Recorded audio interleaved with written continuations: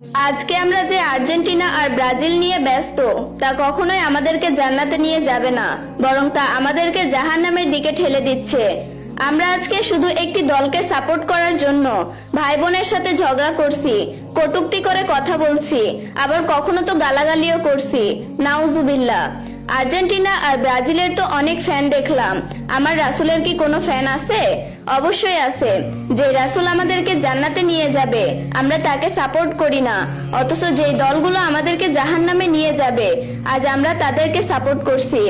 তবে রাসূল কিন্তু আমাদেরকে এমনি এমনি জান্নাতে নিয়ে যাবেন না। তিনি বলেছেন যে আমার কালিমার দাওয়াত অন্যের কাছে পৌঁছে দিবে তাকে আমি জান্নাতে নিয়ে যাব। সুবহানাল্লাহ।